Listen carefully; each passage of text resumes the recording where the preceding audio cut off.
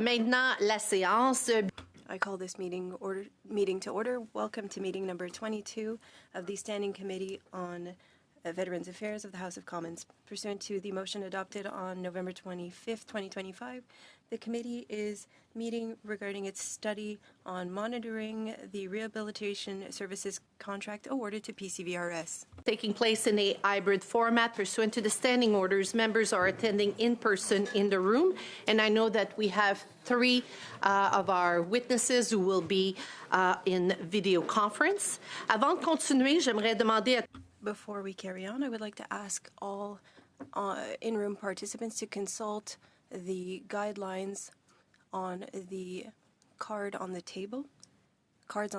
These measures are in place in order to prevent any audio feedback and in order to protect the health and safety of all participants, including our dear interpreters. Thank you. In order to ensure that this meeting goes smoothly, I have some information to give witnesses and members. Before speaking, please wait for me to give you the floor.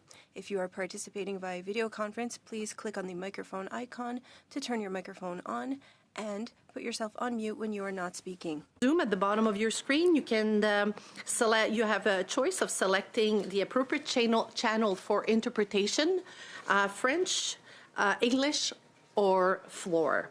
And finally, a reminder that all comments should be addressed through the chair. Pour les députés présents dans la salle, si vous souhaitez prendre la parole. For members in the room, if you would like to speak, please raise your hand. The clerk and I will do our best to maintain a speaking order. Thank you for your patience and your understanding. I would like to welcome our witnesses. As an individual, we have Dr. Marc-André Bernard from the Institut ACVA by video conference. Wood Health Network, Inc., Mr. Sean Carter, Executive Director by video conference, and the Veterans Transition from the Veterans Transition Network, Mr. Tim Ledler, Executive Director by video conference. So our three witnesses are in video conference, and for our witnesses that are listening, I am the clock keeper. So I just would like to let you know that we will provide you with 5 minutes for your opening remarks. If I see that you are running a little bit out of time, please try to, I may have to interrupt you.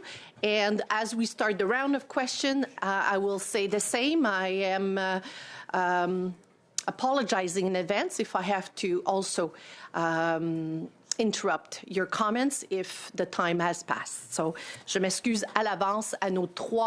So I apologize in advance to the three witnesses if ever I need to interrupt you because the time is up. Nous allons commencer.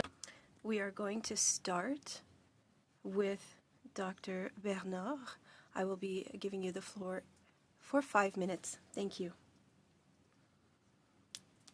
Thank you to the committee for inviting me back to testify on this issue that I find concerning. I have been assisting military personnel with their transition out of the forces for about 12 years. There were difficulties with transition, which presents many challenges. I consider myself to be in a privileged position because I'm the only professional who can follow them through their case file via national defense, then through rehabilitation, and finally into civilian life. As you know, for the past 3 years, the PCVRS has been the body responsible for rehabilitation. There have been significant changes, and it has not been for the better.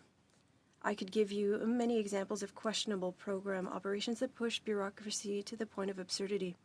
But I would summarize by saying that the program seems to exist for its own sake, piling on administrative requirements that make the process extremely cumbersome and painful for veterans and irritating and suffocating for healthcare professionals.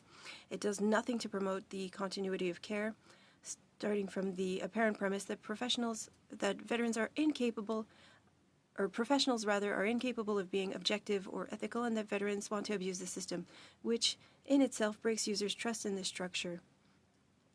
By comparison, despite the fact that the system may have lacked support for some veterans in the pre-2023 formula, it worked well, or better, and was less aversive for the user.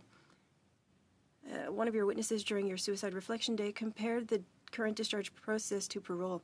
I think that's a perfect analogy. Veterans must constantly prove their injuries, justify their limitations, and document their efforts. Otherwise, they are penalized. I have never spent so much time talking about the rehabilitation process in my therapy sessions with veterans who are upset, distressed, irritated, or frustrated with their program. This is not normal. Recently, a veteran I have been treating for 3 years who left the forces in October 2025 chose not to undergo rehabilitation for fear of exploding with anger at the demands of Veterans Affairs. He currently has no services for his physical injuries and is being penalized on his income. I find this terrible. Is this the goal of the program, for veterans to give up on rehabilitation? Veterans are people who come from a Canadian subculture, namely the military. They made an immense personal sacrifice for their country, regardless of what one might think of the military and its commitments. And for some, this sacrifice has led to permanent health issues. The agreement with them was that we would take care of them after their service. Making post-service care a bureaucratic and punitive maze is an insult to what they were promised. They can sometimes be difficult to help, that's true. They may encounter difficulties with self-determination, which can lead to extreme passivity and immobility, and they sometimes carry very significant physical and psychological wounds, which makes them a population with major challenges. It can be tempting to respond to this inertia and suffering by imposing a very rigid and strict framework, providing a lot of structure and flooding them with services. This is the approach that LifeMark PCVRS seems to have taken. In my opinion, it is a mistake. Veterans are coming out of a very demanding service. They need space, time, trusting relationships, and above all, continuity of service. I would recommend that continuity of care be rethought as the cornerstone of treatment. Assessments made within the forces or during the period of service need to be taken into account, and veterans should not be systematically reevaluated by 4 different bodies: National Defense, Veterans Affairs, PCVRS, and Manulife, not to mention the assessments that have to be made by professionals. This can lead to shame, humiliation, or frustration and rage at having to repeat their story and injuries ad nauseum without real clinical justification. Continuity of care and therapy is important, but they're often forced to change psychologists even. I would recommend that the non-personalized aspect of the program be reviewed, as it does not protect the most vulnerable. The program is very aversive and discouraging for professionals who become technicians with no room for maneuver. A lot of time and energy is spent on compliance with forms and reports and little on actual clinical needs. All of my colleagues who worked with military personnel in rehabilitation have now stopped collaborating with PCVRS.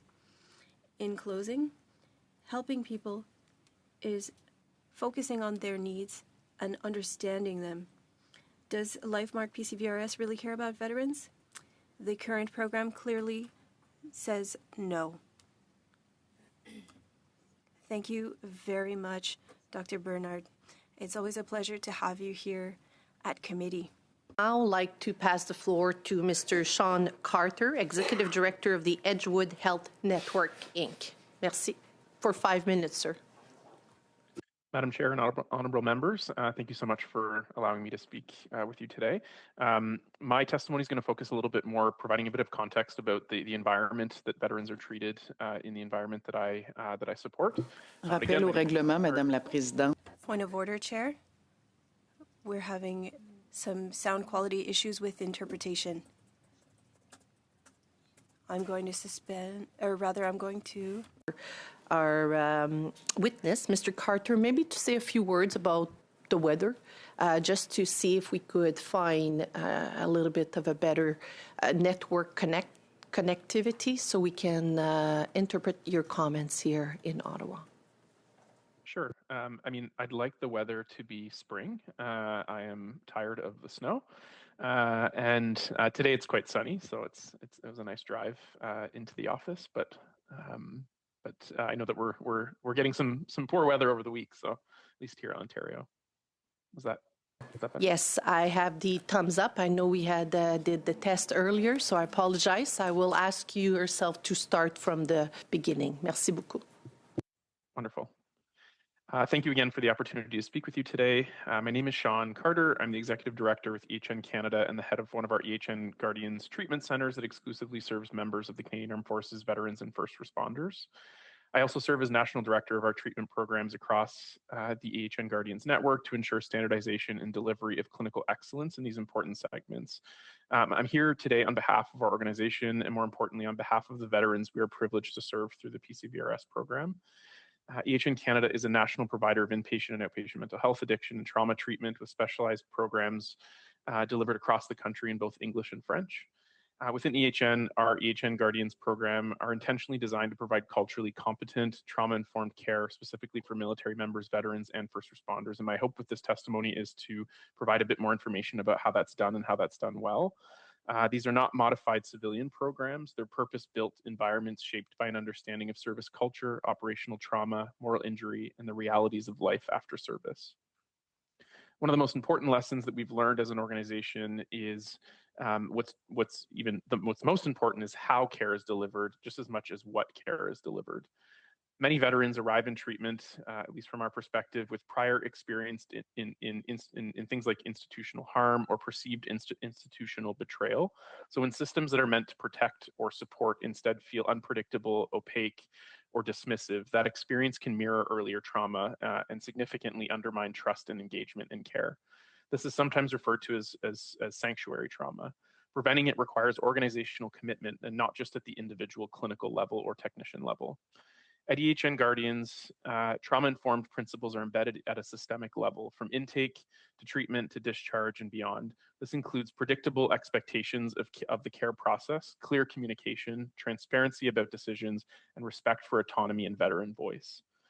Veterans are actively involved in their care planning, and feedback mechanisms are built into programs so that concerns can be raised safely without fear of negative consequences.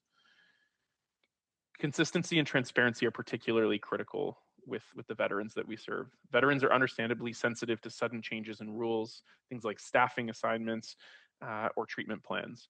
When change is unavoidable, we prioritize clear explanations and dialogue. When mistakes occur, as they inevitably will in any system, we focus and acknowledge the impact. We take responsibility and make meaningful corrections. Equally important is how we support our staff. Sanctuary trauma is far more likely to occur in environments where staff feel burned out or unsupported by the system. Ongoing training in trauma and veteran-informed care and have reflective supervision structures that allow staff to manage the ethical and emotional weight of this work. We really do believe that healthy systems create safer care. Our partnership with PCVRS reflects these same values from our perspective. We do not see ourselves as owning a veteran's journey. Instead, we see our role as part of a broader continuum of care, as Marc-Andre spoke to being really important.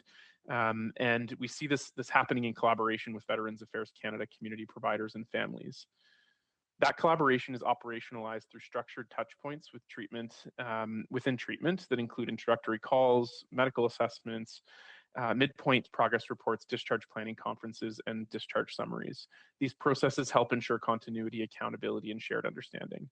We also believe strongly in continuous improvement. When something isn't working well as it should, we course correct. One example is a recent collaboration that was initiated with PCVRS to strengthen step-down transition supports, recognizing that a particularly vulnerable time for veterans is when people are discharging out of intensive treatment.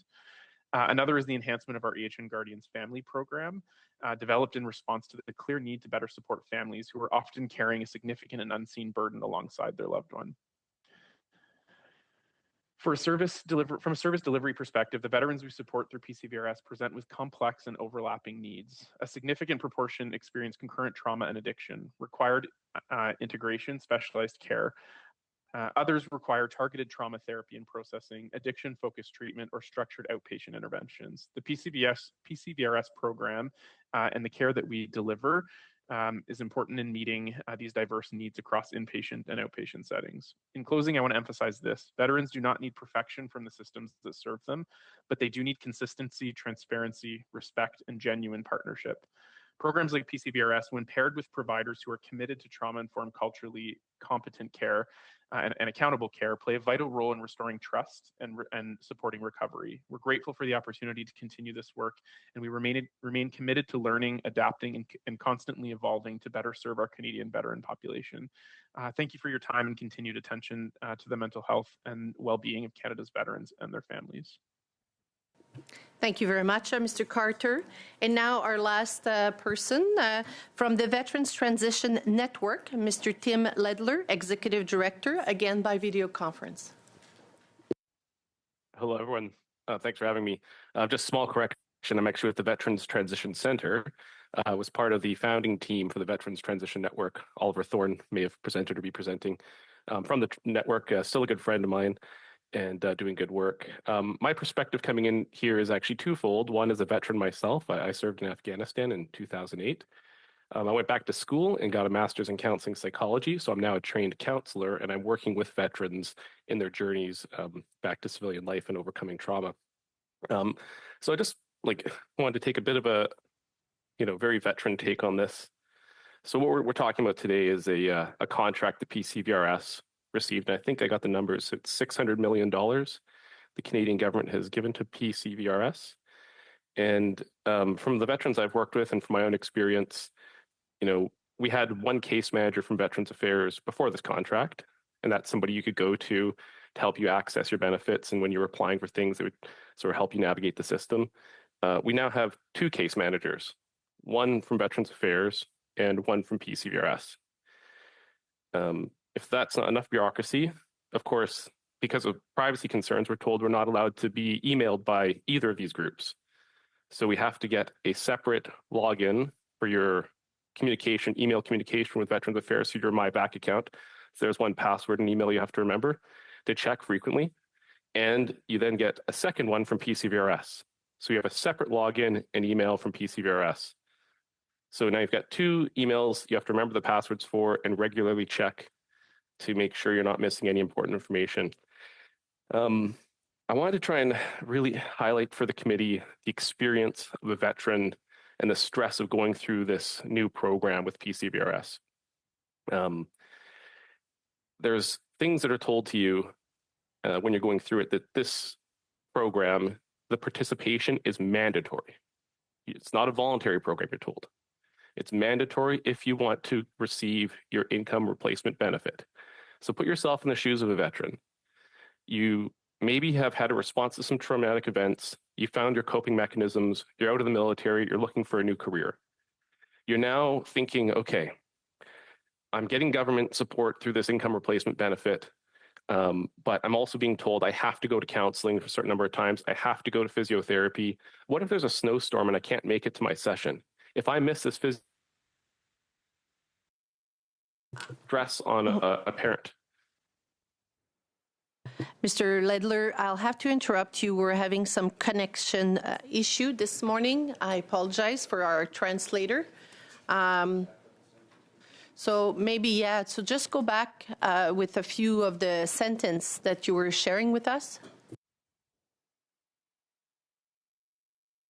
To highlight for the committee the experience of the veterans going through this new PCVRS program, the stress of potentially losing your income replacement benefit. So these are the monthly benefits you receive while you're taking part in the vocational rehabilitation program that's now administered by PCVRS. The fear of missing an email from your VAC case manager, checking one email, you're missing an email from your PCVRS case manager, missing that email, or in a snowstorm like there was in Edmonton the other week, and a bunch of clients had to miss physio appointments. They were all worried that they were going to lose their monthly payments because they're being told by PCVRS case managers, participation is mandatory. It's not voluntary. It's really hammered on to the veterans. You have to go to all of your treatment programs or you're going to lose your benefits. If I can also take a step back and just talk a little bit about trauma and PTSD. So again, having done a master's in counseling psychology at the University of British Columbia under Dr. Marv Westwood, who's done decades of work with veteran trauma, the way PTSD is approved for benefits is that it has to have some sort of negative impact to your daily life. So a veteran who's gone through a high-stress career, who has good support mechanisms, has maybe having nightmares, is having hypervigilance, is avoiding things that remind them of military exposures to trauma. Those things can all exist, but if they're coping and they have a job and it's not getting in the way of their daily life on paper, they're not entitled to benefits and support. Now, as a counselor, we're trying to work in those supports, get people to overcome their traumas. That's part of the goal of trauma therapy. However, with the Veterans Affairs program, if you get healthy in this PCVRS journey and you go back to your case manager and say, oh my gosh, I think I'm doing really well. I'm feeling really good. I had some great counseling sessions. I'm feeling confident again. This is starting to look up. They go, fantastic. You're now employable and you're also kicked off the program. So there's a negative incentive for veterans to worry about reporting being healthy for fear they're going to lose their monthly benefits. And, you know, there's lots of solutions we could put forward here, but the fear of like, we're counseling with veterans, trying to get them to feel positive about the future. We're trying to get them into career training, and they're always concerned about their financial health and stability because there's no clear, once you hit a certain point, then you go off your benefits. It is always this area of unknown and this fear that triggers PTSD, and it keeps veterans suppressed. It's not a good system. We do need to change it. And the last most important piece that I want to focus on in terms of the retraining itself, there's a policy that PCVRS has, and I don't know if it's coming from Veterans Affairs, but it is potentially the most detrimental policy that we have in the system, whereas you're only allowed to be retrained back to the salary that you had when you released from the military. Mr. Ledler, I have to, and you just cut off from a connection also. I have to apologize. You're running a little bit extra time. I had allowed about 30 seconds. So I will have to interrupt you. And certainly, I'm sure some of our colleagues here will come back to questioning. And I hope that we're able to get proper connection from Mr. Ledler. Thank you very much, sir. And thank you for your service.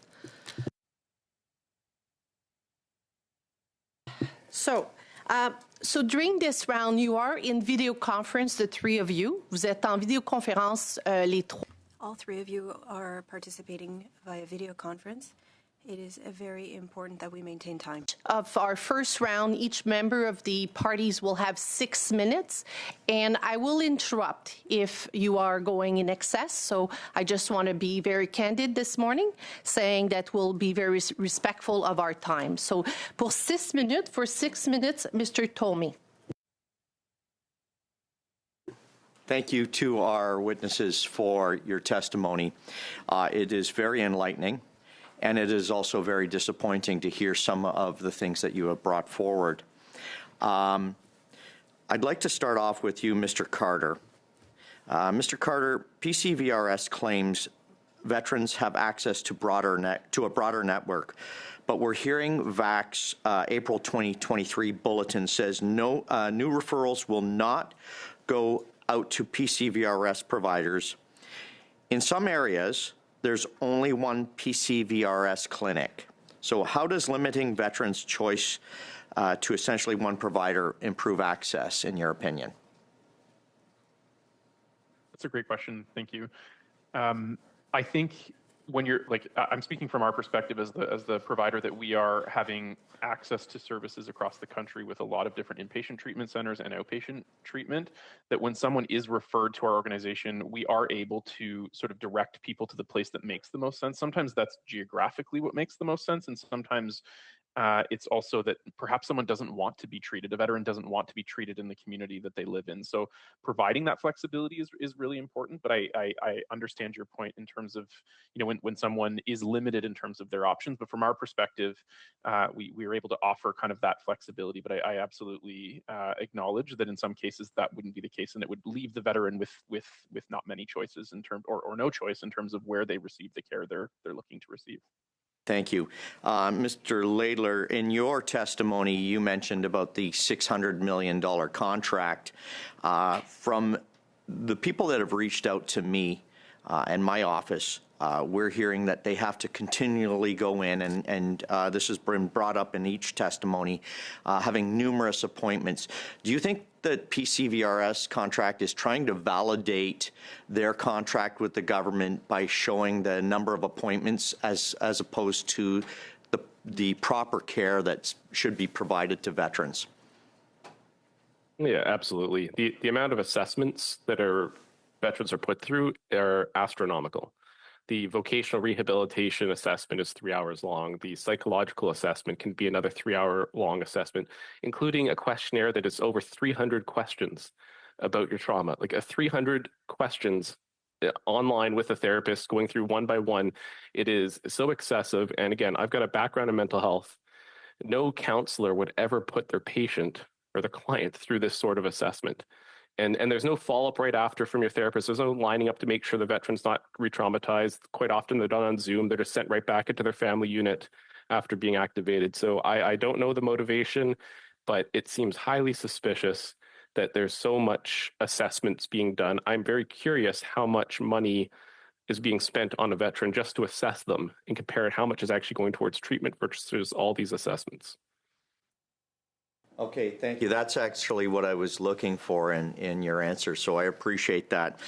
You mentioned consistency, and I think that's important, but I also think competency is important, and there seems to be a lack of competency in any care that's being provided to veterans that are struggling.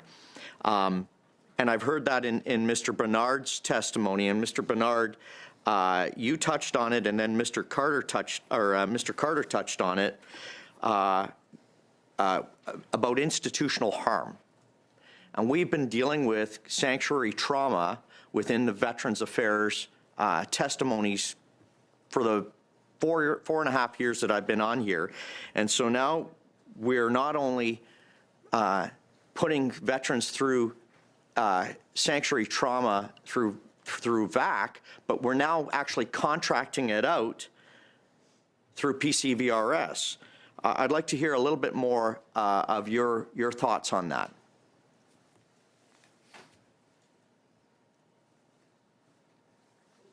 Are you talking to me? Yes. Yes. Yes. Okay, that sounds like a movie line here. Are you talking to me? I do agree that the way that things are handling now, we are sometimes doing way more harm to veterans and helping them. And I have a few recent examples of people who deteriorated through the program because of the incessant assessments by new people that they didn't know. And it touched to the absurd where people I've been knowing for years that I could have avoided a lot of steps to, they were forced to be assessed by someone new who assessed something completely different than I would have. So the PCVRS had to hire me again to assess them a second time because they could not go through the system with the recommendations of the new psychologists. I feel this is borderline absurd to put people through this. And I absolutely agree with everything Mr. Laidler said. I think those assessments have an administrative goal to it, but certainly not a clinical one. Okay, so thank you. So would you, and just a short answer, yes, would you agree that PCVRS, really the contract is just to get points here and rather than care? It does appear so. Thank you. Merci beaucoup. Thank you very much. Now for 6 minutes, Monsieur D'Entremont. First of all, I just want to say it would have been great to have PCVRS in here so we could have got some data from them prior to opening it up to the discussions because now we're sort of doing this a little bit backwards. But the presentations that we're having right now I think are very good to give us an idea of how the veterans that are accessing the program are experiencing it, because I think it's important to us to understand out of the 12,000 individuals that are actually accessing the program, how are they actually seeing? Donc, ma première question, c'est vraiment pour Monsieur Bernard. My first question is for Mr. Bernard. We're talking about the bureaucratic burden present in our system. Could you clarify, how many times does one need to have an assessment? How many times do we need to join a waiting list? Can you talk about that bureaucratic burden created by the system? I need to fill out a form every 8 meetings to talk about to speak about the patient. This is imposed by PCVRS. It's not the type of evolution report that I would create myself. Oftentimes the form has to be sent multiple times because of terminology or coherence. I believe that there's a lot in those documents that is useless, and if I refuse to fill out those forms, even though they are required by PCVRS, and because PCVRS requires this and because Veterans Affairs requires it, well, I can give you an example. I know someone who works with veterans and is very anxious because of the suicide risks for veterans. So this person asks the same questions of veterans regarding suicidality. And what do you think that these veterans are going to do if they keep receiving that same question? They're going to lie because they don't want to have to redo these assessments all the time. So having to fill out these questionnaires that make no sense, well, that's going to give false positive data to the PCVRS because veterans don't want to see cuts in their benefits and they're sick of responding to questions. It's that bureaucracy that is making everything so heavy and is not giving a real portrait of what veterans are going through. My second question for you is the following. When we're talking about services in French for veterans from Quebec or elsewhere in Canada who are francophones, do you believe that the PCVRS meets the needs of veterans who are bilingual or French-speaking? Answer, no, because they want it to be service providers from their service, and in order to become one, you have to jump through administrative hoops. I had a veteran who wanted to have a follow-up in Quebec City or in Quebec, and they were not able to find someone for him, so he was sent back to me, and I have to see him online because they can't find him someone to do the assessment in person. Thank you. Maybe I wanted to go quickly to Mr. Carter, because when he was talking towards the end of his presentation, or Mr. Laidler, sorry, when he was talking about the issue of only being retrained to the level that they were paid in service. So I just wanted maybe to give you 30 seconds or more to sort of flush that one out before we move on. Thank you. I appreciate it. Yeah, it's a problem, and it's a major difference between the U.S. programs and the Canadian. In the U.S., they see their military as a tool of social mobility. They encourage people to join the military, and there's robust education and training programs available to them through the GI Bill after service. In Canada, it's if you're injured, we will pay for you to get retrained, but only back to the salary level on which you left the military. So if you have some PTSD symptoms, you overcome them, you pay to go and do your own schooling. 5-10 years after you release, you have some issues, you lose your job, you go back to the government for support. PCVRS will not pay for you to be trained because they'll say you're already employable to a level beyond what you were making in the military. And this is again, that moral betrayal. You think, oh, the government's going to be there to help me, Veterans Affairs is there to help me, but there is no help because you've managed to cope on your own and get your own training. Also, in your presentation, you talk about the bureaucratic issues of having to have two systems where you're signing on to VAC, you're signing on to PCVRS, you have to have two sign-ups for that, and sort of maybe the bigger question of, we seem to lump all veterans into sort of just veterans, but veterans in rural Canada versus veterans in urban Canada, veterans in the East versus veterans in the West. They all have different requirements and probably treatment programs. So just wondering maybe you can talk about those two issues. Yeah, absolutely. You said for these assessments especially, they're very long. Not everybody has a room in their home that they can go to. Not everybody knows how to use Zoom and video conferencing. These are all administrative issues that add stress that aren't necessary.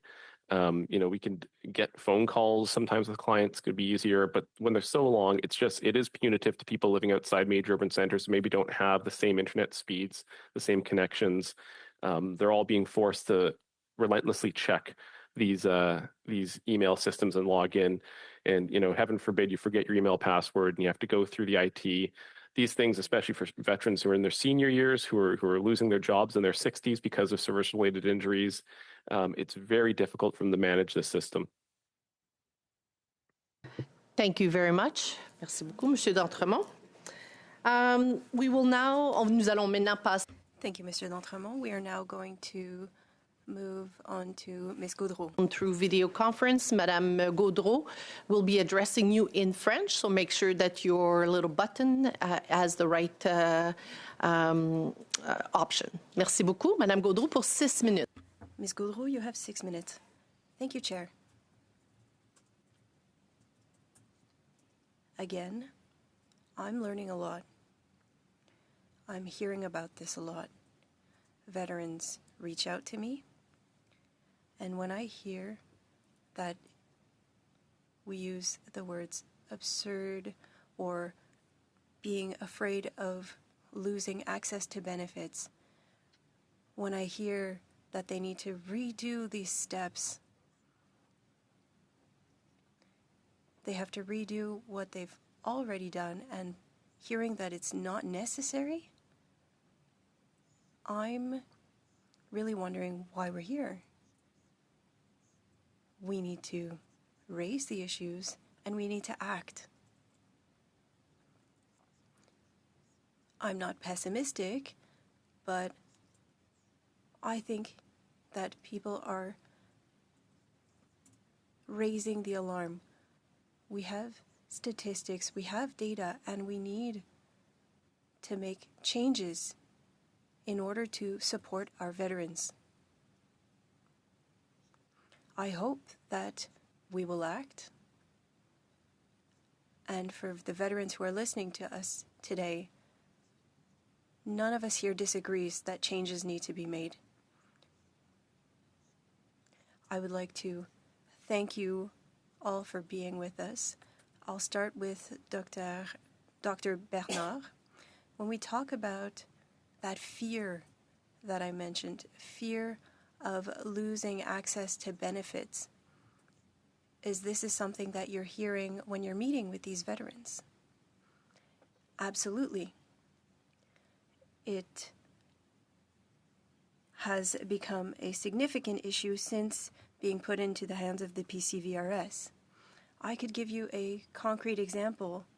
A veteran found a professional cooking class. It was giving him the opportunity to work and to share this with his family. And because it was stopping him from meeting with his PCVRS case manager, he was asked to choose between that class and rehabilitation. I think that's absolutely absurd to make that kind of request. They're saying to him, if you don't meet the requirements of the program, even if the goal of the program is your rehabilitation, well, we are going to be cutting your income. And veterans are very afraid of that transition. It's not only a matter of mental health, it's transition to civilian life, and it's very challenging. It requires a lot of adaptation. And the PCVRS doesn't seem to be aware of the burden that causes veterans in the matter of self-determination. In Quebec, I worked with people who were trying to get specialized training, and they had never seen any cuts to their assistance, and we need people to offer services. If we could solve the bureaucratic problem, even 80% of it, that could be a step forward, and I would like to know what you think of that assertion. I think that, yes, we would be reducing a lot of the suffering that this process causes. We need people who know veterans, but the bureaucratic process makes veterans regress. Some of them had become much more functional. And yes, that bureaucratic process re-traumatizes them. I heard you talk about re-traumatization. Mr. Carter, what would you have to add? No, I think everything being mentioned is absolutely fair. I think again, I'm speaking from this very narrow window in the veteran's journey, when they're, the folks that need the highest level of care for the most intense sort of symptoms that they may be struggling with, and from our perspective, some of the feedback that's been shared in terms of some of the confusion on their part of who is PCVRS and who is VAC at that point. They're struggling with an immense sort of level of symptomology, whether it's from an addiction standpoint or a trauma standpoint or depression standpoint or comorbidly all of those, that there's a lot of confusion about sort of what is the role of VAC versus PCVRS. Some of the feedback we get as well. Madame la Présidente, la connexion est pas... Chair, unfortunately, the connection is not very stable. I have heard part of your answer, but I would also like to hear what Mr. Lessler can say, and we'll come back to the connectivity after.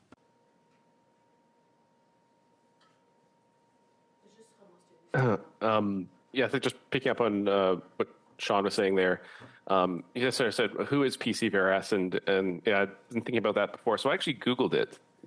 It's a joint venture, and this maybe goes to the motivation, right? It's a joint venture between Lifemark Health Group, which is owned by Loblaws, and another company, WCG International Consultants, who's owned by an Australian firm. And this Australian firm, it seems like it was just acquired on the stock market in 2024. So I don't know, maybe getting a $600 million contract helped this Australian company with this acquisition or something. I'm not an expert in this sort of field, but Loblaws is a big company, and for, I think somebody said their PCVRS is going to come present some data after. I'm sure it's going to be a very impressive, very well-researched and well-funded presentation. The three of us here are volunteering our time and trying to put together the best we can, and I know the other committee members are doing the same. But if you really wanted to compare it, I think some sort of funded review of PCVRS's contract is probably going to get you better answers than what we're trying to do here today. Thank you very much to the three of you. We'll go on to our second round. We'll probably have about 12 and a half minutes, a little bit more, I'll see. For 5 minutes, Mrs. Wagenthal. Chair, I thought you were giving me 12 and a half minutes. Yeah. Okay. So first of all, Mr. Laidler, I'd like to ask you a couple of questions here around the fact that on our sheet it says that your organization is Veterans Emergency Transition Services. Is that word emergency actually in your nomenclature, your name? No, that's a different organization, Vets Canada. They do work with homeless veterans. Right. Okay. Yeah, that's exactly what I thought. Just going back, that particular organization helps veterans out in an emergency. And it was interesting back then, the government put out $1 million emergency fund for Vets Canada, and it was taking 2 weeks to a month to get this emergency funding out to veterans. They came to the realization they needed to cut around their own bureaucracy and just simply give it to Vets Canada, who got it out to veterans across the country in a matter of 24 hours. So I look at what's happening here. We're talking about bureaucracy. We're talking about fear created by PCVRS before it ever gets to those of you that are actually providing services. And I will say that I think we are doing the right thing by having you here today, first of all, and our veterans, I'm sure, appreciate that as well, because they don't trust the system. So would that be your analysis here, that we basically are creating a huge bureaucracy when really you as service providers could write up something about who you are, we could put it in a catalog and distribute it to our veterans, and they could find one that's nearby that does what they need and provides the service in a timely manner? So what's your perspective on that, Mr. Laidler? Yeah, absolutely. Yeah, the service providers are there If we just canceled the contract, I think it's up for renewal later this year, we'd have $600 million saved, and it would not cost that much to go out to the private practices who are seeing veterans on a regular basis and give some funding for some training, some cultural competencies. I know that Mark's group and Sean's are also doing, and ask them to provide a report that could be simple, that just says, here's what retraining we recommend. And I think we'd save ourselves a lot of time and a lot of money doing it that way. Thank you. This conversation around a policy that we're not sure who it's being put forward by, but only allowing our veterans to retrain to the level they were at when they left the service, sounds incredibly discriminatory to me, and based on rank, because obviously someone who leaves with a higher rank is going to be able to earn more money. And the chain of command, top to boots on the ground, obviously it's those that are serving on the ground that would suffer the most. What is your perspective on that? Actually, Sean, Mark, Andre, and Tim, just very quickly, is this what's best for our veterans? Can I only identify one at a time? Well, okay, let's go with Sean with the services that you provide, please. Sure. With the services I provide, I think what's important to consider in terms of their journey kind of long term is that if there's this goal to retrain and to sort of re-enter the workforce, we also have to factor in what may be potentially injurious to them in terms of the conditions that they now struggle with because of the service and the things that they've endured in the service. So I think that's a really, really key point, is that if we're limiting them by income and things like that could have a really big impact on the type of work they choose that could potentially cause more harm if they're forced into sort of a particular category. It's about all I can speak to, I think, on our end, because it's not, we're really early in the that. I appreciate that. Sorry, I'd like to also hear from Marc Andre as well, if possible. Do I have time? Yes. What I can say about this is that I've had a few people recently who identified programs that were good for them, that they wanted to do, but they were too long to be admitted. They couldn't start before leaving the Army. There were so many rules for them to apply or to start them that it's almost impossible for them to start them at the beginning of the readaptation program. And then if it exceeds the time, they're penalized and it's not authorized by the system. So it's very limiting what they can actually do once they go out. And Tim, any comments on that as well? Yeah, absolutely. It's discriminatory because, remember, veterans are medically released from the military if they get injured. So if they get injured as a private serving overseas and they release, their retraining can only be that to the salary of a private. When I was in Afghanistan as a corporal, I was making $42,000 a year in 2008. I released after that, so these are that's the vast majority of people who've left the service early get the least amount of support. Just on the distrust fact, we have veterans who have come to speak to us to speak of bearing their souls because of the requirements to do this. Otherwise, they don't qualify for their funding. And I found out that their information has been shared out from VAC without their consent. Thank you very much. Sorry, Mrs. Whitehall, that you're a few extra minutes second over. For 5 minutes, Mrs. Hurd. Thank you, Madam Chair. Good morning, gentlemen. Thank you for being here today. I'll start with Mr. Carter, I think. Based on your experience working with veterans, can you identify the impact that the centralized PCVRS service delivery model has had on veteran care, please? Sure. There's kind of three main things that I'm really working hard to stick to kind of the feedback that veterans have given us and what we've heard in terms of their voice. One is the confusion I mentioned before of who is PCVRS and how are they supposed to be supporting me. The other is the approval process. But prior to 2023, there was a quicker direct link to receiving approval for things like inpatient treatment or other comprehensive mental health services. And now they describe it as this extra hoop to jump through, which can delay getting into the necessary treatment that they require.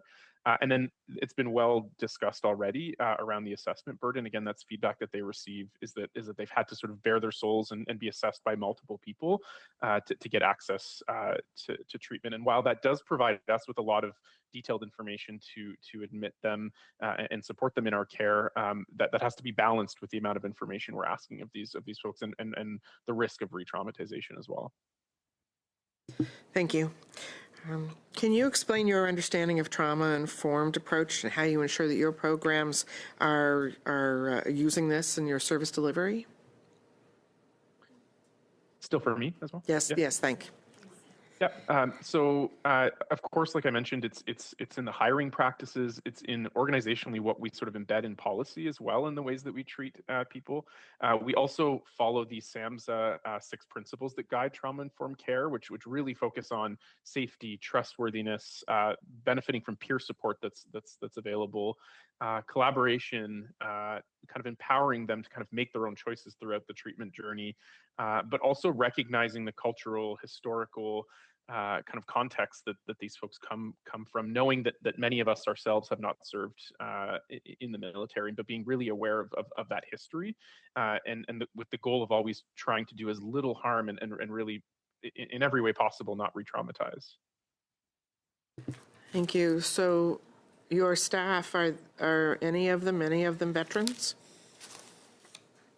Yeah, we do have a mixture of people with lived experience. We also serve people other than veterans, including community first responders in our Guardian programs, and certainly have a robust kind of alumni department that support that have people who've served in the military or people who have served as community first responders who support. But then even within our sites, there's a, I would call it more of a sprinkling than sort of a robust inclusion of that, but really centering the client's voices while they're in treatment and learning from the things that the veterans in our program is sort of central to ensuring that we are doing as little harm as possible, of course. That's great, thank you. Earlier you mentioned family programs, and of course we all know that veterans don't serve alone in their service. So can you give us a bit more information about these family programs, what they entail? Of course, yeah, and it's something that we have recognized recently that is critical. And again, knowing that folks don't serve within a vacuum, and that their families are really impacted by these individuals' service, and that we have this window during inpatient treatment, for example, where it's an added layer of stress for families having their loved one have to leave, potentially geographically go quite far away from home, and lose access to the support that the veteran themselves kind of provide their family. So our programs focus more on providing providing connections between family members and other family members sort of struggling in similar ways, providing access to individual therapy for people who are culturally informed and able to provide those services, being able to provide them with the resources they need to understand the conditions that their veteran loved ones may be struggling with, and providing them with as much resources as possible and connecting them to those community resources that exist. Great, thank you. And I'll direct my last question to Dr. Bernard. Are there care needs like trauma care, SED care, peer support that are not receiving the level of attention or care that you feel they need in order to ensure the veterans are receiving a well-rounded and fulsome level of support?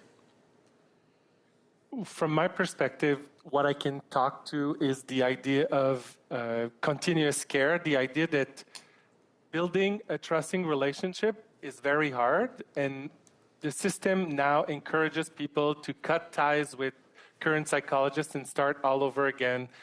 I think maintaining a person where there's trust in the journey of the veteran would be much more beneficial. And I can assure you that as psychologists, we are not biased towards profiting from the system by having the vet not doing better. I don't see any reason why vets should be cut from existing therapeutic relationships that they feel are good for them. Merci beaucoup, Monsieur Bernard. Dr. Bernard, pour 2 minutes et demie. Thank you, Dr. Bernard. Ms. Gaudreau, you have 2.5 minutes. My question is for Dr. Bernard. In those reports that you mentioned, you stated that they were heavy and useless. Have you filled out assessments on quality and the efficiency of services being offered? Has anyone asked you the question or asked you to do an assessment or an evaluation. Are you talking about the services that I offer? The program, or rather the joint venture, have they asked you whether or not veterans are satisfied with the services that they're offering? The question has never been asked of me, but with those forms, I had to flag when the system was problematic, but the question has never been asked. I've never been asked if the system is positive. I have sent letters to VAC and to the PCVRS, and I haven't received a response, or they haven't agreed to change anything. It would be interesting to see if an assessment is being done. Perhaps it's something that you missed, or perhaps it's not something that's done systematically. But how can we make any improvements if no assessments are being done? The standing committee is doing assessments that should have been done by the department. So we need to make improvements for professionals who work with these veterans, and we need to ensure a continuum of care. And so I would like to thank you. You have given us very valuable information, and if you have any data and statistics, because we do need them, it would be great if you could share that with the committee. Thank you. Merci beaucoup, Madame. Thank you, Ms. Gaudreau.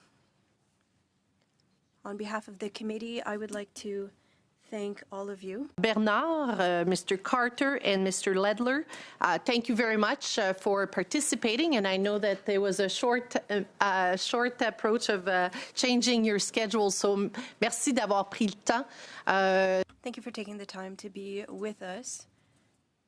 And thank you for helping us with our study on this topic. Colleagues, our next meeting will be on Wednesday, February 25th. We'll be resuming the study on barriers to entrepreneurship among veterans. I would like to ask for the consent of the committee to adjourn. As you know, we are having our second hour in camera for our subcommittee members. I'm going to adjourn.